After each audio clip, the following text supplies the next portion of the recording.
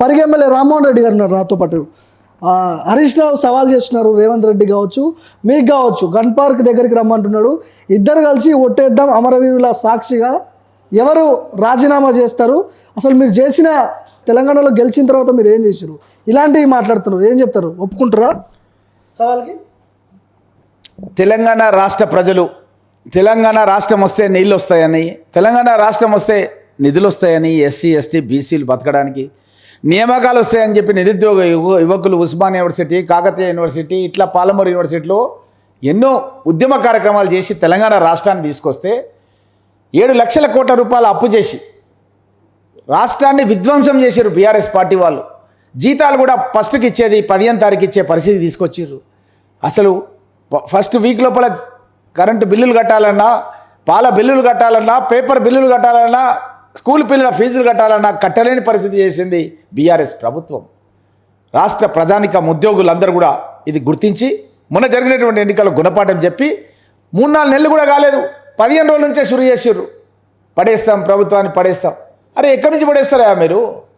మీకు గుణపాఠం చెప్పి 2-3 నెలలు కూడా కాలేదు, 10 ఏళ్ళ పాలన చేసి హైదరాబాద్లో మేము అవుటర్ రింగ్ రోడ్ వేసినాం, ఒక ఇంటర్నేషనల్ ఎయిర్పోర్ట్ సోనియా గాంధీ గారు ఇనాగ్రేషన్ చేసిర్రు, నేనున్నా. ఐఐటి హైదరాబాద్ ఇనాగ్రేషన్ చేసిర్రు, నేనున్నా. All India institute of medical sciences భువనగిరిలో ఆంధ్రప్రదేశ్ రీఆర్గనైజేషన్ యాక్ట్ ప్రకారం మేము తీసుకొచ్చినాం. మరి మీరు ఏం చేసిర్రు? బీజేపీ వాళ్ళు 10 ఏళ్ళ నుంచి అక్కడ ఉండి, బీఆర్ఎస్ వాళ్ళు ఇక్కడ 10 ఏళ్ళ నుంచి ఇక్కడ ఉండి, మీరు ఇద్దరు కలిసి ఒకటే మాట్లాడారు కదా. ప్రధానమంత్రి అప్పుడు మోడీ గారు ఇక్కడికి వస్తే హైదరాబాద్కు, మీ చల్లని చూపు మా పైన ఉంటే చాలు, వేరే ముఖ్యమంత్రిలాగా మేము నిధులు ఇవ్వమని అడగము అని అప్పుడు చెప్పలేదా కేసీఆర్ గారు?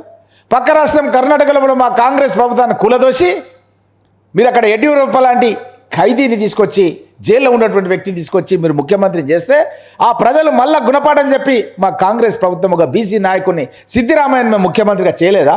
ఇప్పుడు సిద్ధిరామయ్య గారు లేరా ముఖ్యమంత్రిగా? మధ్యప్రదేశ్ లోపల కమల్నాథ్ ముఖ్యమంత్రిగా ఉంటే మా ప్రభుత్వాన్ని కూలదోసిరు మీరు. గోవా లోపల మాకు అత్యంత సంఖ్యాబలమైనటువంటి ఎమ్మెల్యేలను గెలిపిస్తే మా ప్రభుత్వాన్ని రానియకుండా చేసిరు మీరు. రైతులు నల్ల చట్టాలు వద్దుబర్రు అని చెప్తే ఆ నల్ల చట్టాలకు బీఆర్ఎస్ ఎంపీలు పోయి సపోర్ట్ చేసిరు చార్టెడ్ ఫ్లైట్లో. మా రాహుల్ గాంధీ గారు బాసటగా నిలిచి బీజేపీ తీసుకొచ్చిన నల్ల చట్టాలు, బీఆర్ఎస్ సపోర్ట్ చేసిన నల్ల చట్టాలని వాపస్ తీసుకునే విధంగా మా రాహుల్ గాంధీ గారు విజయం సాధించారు. ఇదంతా కూడా ప్రజలంతా కూడా గమనిస్తున్నారు. ఈరోజు ఇండియా కూటమి ప్రభుత్వం అధికారంలోకి రాబోతుంది. కేంద్రం లోపల, రాష్ట్రంలో ఆల్రెడీ మేము ప్రభుత్వంలో ఉన్నాం. డబుల్ ఇంజన్ సర్కార్లో ఒక ఇంజన్ ఆల్రెడీ వచ్చింది, మాకు ఇంకో ఇంజన్ కూడా తొందరలోనే రాబోతుందన్న విషయం. నెక్స్ట్ 15 కల్లా రైతు రుణమాఫీ చేస్తామని స్వయంగా సీఎం రేవంత్ రెడ్డి చెప్పాడు. కట్టుబడి ఉన్నారా దానికి? ఒకవైపు హరీష్ రావు నేను రాజీనామా చేస్తా అంటుండు, చేస్తే ఒకవేళ 100కు 100% కట్టుబడి ఉన్నాం. దేవుని మీద ప్రమాణం చేసి చెప్తున్నాం. మా ముఖ్యమంత్రి గారు చెప్పిండ్రు, మేము ఆగస్టు 15 రోజు తెలంగాణ లోపల మా సర్పంచులు, మా ఎంపీటీసీలు, మా జెడ్పీటీసీలు, మా జిల్లా పరిషత్ చైర్మన్లు మేమంతా కూడా జెండాలు ఎగరేసి ఆ రోజు సంబరాలు జరుపుకుంటాం. అసలే రాష్ట్ర ఖజానాలో డబ్బులు లేవు, పైసలు లేవు, అప్పుల కుప్పగా మారింది. 39,000 కోట్ల రూపాయలు కావాలి రైతు రుణమాఫీ జరగాలంటే. ఇప్పటికిప్పుడు ఎట్లా సాధ్యమవుతుంది? ఎక్కడ సేకరిస్తారు అసలు మీరు? మేము ఆల్రెడీ 60,000 కోట్ల రూపాయలు ప్రజా ప్రయోజనాలకు, ప్రజల గురించి ఆల్రెడీ ఖర్చు పెట్టినాం. శ్వేతపత్రం విడుదల చేసినాం. 60,000 కోట్ల రూపాయలు ఆల్రెడీ ఖర్చు పెట్టినాం. ఇప్పుడు ఎలక్షన్ కోడ్ ఉంది, పనులన్నీ కూడా ఆపేసినాం. ఆ నిధులన్నీ కూడా జమ చేస్తున్నాం. వాళ్ళలాగా దుబారా చేస్తలేం, వాళ్ళలాగా పనికిరాని ప్రాజెక్టులు కడతలేం. మేము ప్రజలకు ఇచ్చినటువంటి 6 గ్యారెంటీలను రుణమాఫీ చేస్తామన్న మాటను కట్టుబడి మేము నిధులన్నీ కూడా పోగు చేస్తున్నాం. ఆగస్టు 15 ఈ యొక్క నిధులను కూడా విడుదల చేస్తాం. కేసీఆర్ బస్ యాత్రలో భాగంగా కాంగ్రెస్ తెచ్చిన కరువు ఇది. గతంలో నేనున్నప్పుడు కరెంట్ ఉంది, నీళ్లు ఉన్నాయి, అన్నీ ఉన్నాయి. ఇప్పుడు హైదరాబాద్లో వాటర్ ట్యాంకులు తిరుగుతున్నాయి. సో దానికి కారణం కాంగ్రెస్ అంటున్నాడు. ఏం చెప్తారు? కేసీఆర్ ఆయనకు కావలసినటువంటి వంగమాలితులకు కాంట్రాక్టులు కట్టబెట్టి వాళ్ళందరూ కూడా ఇంకా కాంట్రాక్ట్ పీరియడ్ ఉన్నది వాళ్ళది, వాళ్ళు ఇంకా సర్వీస్ చేయాలి మనకు.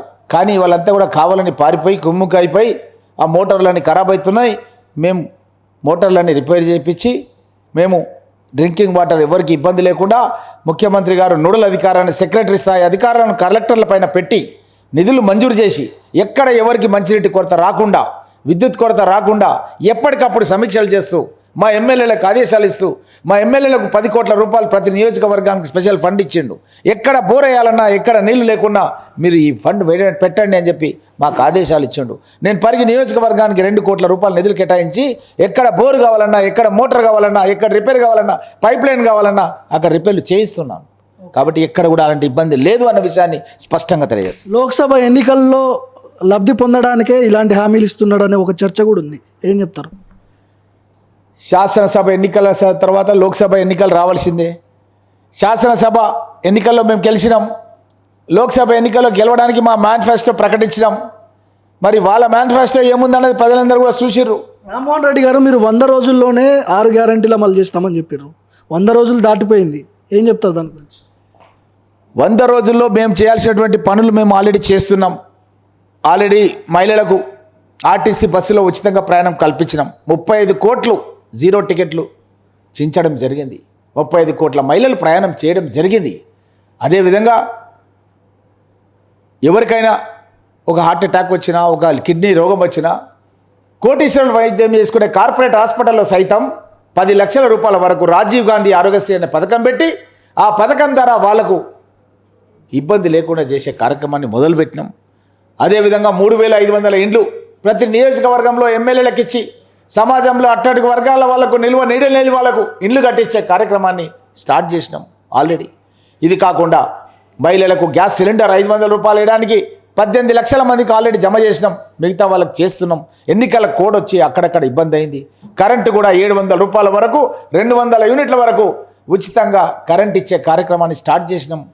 ఆల్రెడీ కోడ్ ఉన్నటువంటి తొందరగా కోడ్ వచ్చినటువంటి మహబూబ్ నగర్ చెవెళ్ళ తప్ప మిగతా నియోజకవర్గాల్లో ఆల్రెడీ డబ్బులు పడ్డాయి. ఇక్కడ కూడా అధికారులు చెప్పారు ఎవరు కూడా మీరు కరెంట్ బిల్ కట్టకండి అని చెప్పి విద్యుత్ శాఖ అధికారులకు చెప్పారు అనే విషయాన్ని కూడా స్పష్టంగా తెలియజేస్తారు. అసెంబ్లీ ఎన్నికల్లో మీకు వచ్చిన ఓటు బ్యాంకు స్టిల్ ఇప్పటికీ అట్లనే ఉందని అనుకుంటున్నారా? లోక్సభ ఎన్నికల్లో స్టిల్ అవే ఓట్లు ఇప్పుడు మీకు పడబోతున్నాయి అంటే ఏం చెప్తారు? ఏమైనా తగ్గే అవకాశం ఉంది? అసెంబ్లీ ఎన్నికల్లో వచ్చినటువంటి ఓట్లు ఉదాహరణకు నాకు 98,000 ఓట్లు వచ్చినాయి. అంటే దగ్గర 1,00,000 ఓట్లు వచ్చినాయి. బీజేపీకి 16,000 ఓట్లు వచ్చినాయి. బీఆర్ఎస్ పార్టీకి 73,000 ఓట్లు వచ్చినాయి. అప్పుడు నేను అధికారంలో లేను. నేను ఇప్పుడు అధికారంలో ఉన్నా. నా దగ్గర 3,500 ఇండ్లు ఉన్నాయి. నేను ఈ పథకాలు శాంక్షన్ చేసిన ఇంకా చేయబోతున్నా. నా ఓట్ బ్యాంక్ పెరిగింది. నా 1,00,000 వైపు 1,20,000 ఓట్ బ్యాంక్ అయింది.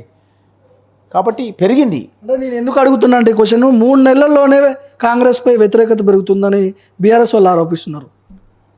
అది బట్టగాల్చి మీదేసే బాధాకరమైనటువంటి జుగుప్సాకరమైనటువంటి కామెంట్ వాళ్ళది. అది ఎవరు కూడా ప్రజలు నమ్మే పరిస్థితి లేరు. ఒక 5 ఏళ్ల కాల పరిమితికి మమ్మల్ని ఎన్నుకున్నారు. ఒక 5 ఏళ్లకు 2-3 నెలల ముంగలు ఈ మాట మాట్లాడితే ఎవరు నమ్ముతారు? మేము వచ్చి 2-3 నెలలు అయింది. దాంట్లో కోడ్ వచ్చేసింది. ఎలక్షన్ కోడ్ వచ్చేసింది. ఎన్నికలలో ఉన్నాం మేము. ఎవరు నమ్ముతారు? ఇవన్నీ కూడా ఎవరు నమ్మే పరిస్థితి లేదు. కేసీఆర్ మాజీ ముఖ్యమంత్రి కేసీఆర్ అంటున్నారు రేవంత్ రెడ్డి భాష శృతి మించుతోంది, ముఖ్యమంత్రి హోదాలో ఉండి పేగులు మెల్లేసుకుంటాం. ఇలాంటి వ్యాఖ్యలు ఎట్లా చూస్తారు? గతంలో ముఖ్యమంత్రిగా ఉన్నటువంటి కల్వకుంట్ల చంద్రశేఖరరావు గారు కుక్కనా కొడుకులు, లత్కోర్గాళ్ళు, చవటాలు, దద్దమ్మలు ఇవన్నీ ఎవరు మాట్లాడారు? ఆయన మాట్లాడలేదా గతం లోపల? కాబట్టి ప్రజలు ఎవరు కూడా ఆయన మాట్లాడితే ఒకటి, ఇంకోరు మాట్లాడితే ఒకటి కాదు. కాబట్టి ప్రజాక్షేత్రం లోపల మన ప్రత్యర్థులు ఏం భాష మాట్లాడితే మనం కూడా అదే భాష మాట్లాడతాం. ఈడ్సే మారేతో పత్తర్సే మారో అన్నది సామెత ఉన్నది. ఎవరైనా ఇటుకతోనో కొడితే రాయితోనో కొట్టాలి. అట్లా వాళ్ళు ఆ భాష మాట్లాడారు కాబట్టి మేము ఈ భాష మాట్లాడుతున్నాం. వాళ్ళు మంచి సంస్కృతం మాట్లాడితే మేము కూడా మంచి సంస్కృతం మాట్లాడతాం. మళ్ళీ నేనే ముఖ్యమంత్రి కాబోతున్నా, బీఆర్ఎస్ పార్టీ మళ్ళీ అధికారంలోకి రాబోతుంది అని అంటున్నాడు. దేనికి సంకేతాలు ఇవి? అంటే కూలగొడతారా? మీ వాళ్ళు రెడీగా ఉన్నారా బీఆర్ఎస్లో పోవడానికి? ఎవరు రెడీగా లేరు. అది మునిగిపోతున్నటువంటి పడవ లాంటిది. బీఆర్ఎస్ పార్టీ మునిగిపోతున్నటువంటి పడవ లాంటిది. వాళ్ళ ఎంపీ టికెట్లు తీసుకున్న వాళ్ళే రాజీనామా లేఖను వాళ్ళ నాయకుని ముఖం మీద కొట్టి మా పార్టీలో చేరిన సందర్భాన్ని మీరే చూస్తున్నారు. 8 నుంచి 12 సీట్లు వస్తున్నాయంట కదా కేసీఆర్ నిన్న అంటుండు నల్గొండలో.